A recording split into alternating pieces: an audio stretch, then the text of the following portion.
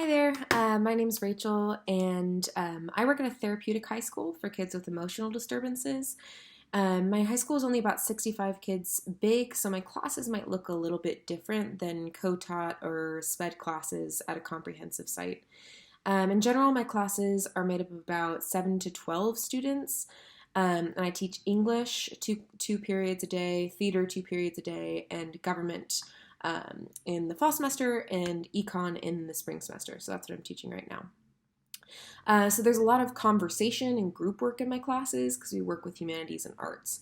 So I can generally feel out whether students are engaged in the work because of how much they engage in conversation with me and with the class activities.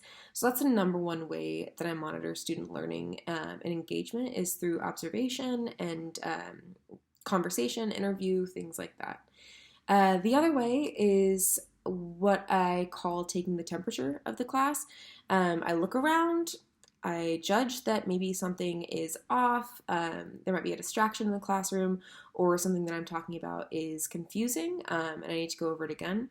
So I say, can I take your guys' temperature? How are you feeling about that? Can I get some verbals on that?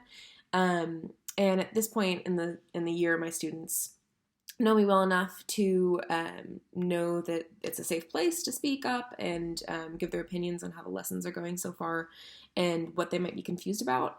Something that I do a lot because most of my students are internalizers, which means that they often shut down under any sort of pressure. And their behaviors are my central goal. So I'd like to respect their need for not being embarrassed and not feeling odd about stating a need that they have. So I do something with thumbs. I say a thumbs up means you completely 100% understand what I'm talking about. You understand these instructions, the classwork, whatever it is that we're working on. And thumbs down is you just don't get it, which is totally fine, and I can come and talk to you after this and help it make sense. Usually I get somewhere in the middle, and that really helps me, again, take the temperature of my class and know where to go from there with that information. So the another sort of informal / formal assessment that I use are comprehension questions. A lot of my students struggle with written word in general, so I give multiple options for how to give those comprehension answers to me. Usually, though, they take place either on paper and pencil or on Schoology, which is the site that we use. And they require in-depth thinking of all different types, but I do keep track of how I write each question about what we're reading or what we're talking about. And I write down exactly what type of learning that requires. So I know what areas each student is doing well in so that I have that data. So there's some real ways that I monitor understanding. I think the last one is group comprehension discussions.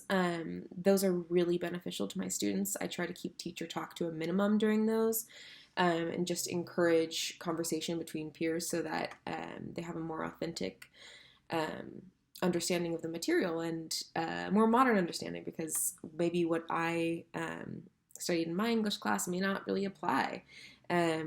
And that takes up a lot of our time in our econ class, especially because I want students to be able to understand the content by conversation with each other, because that's how they're going to use it in the future. They're going to need to understand it on a personal level and not just as read in a textbook.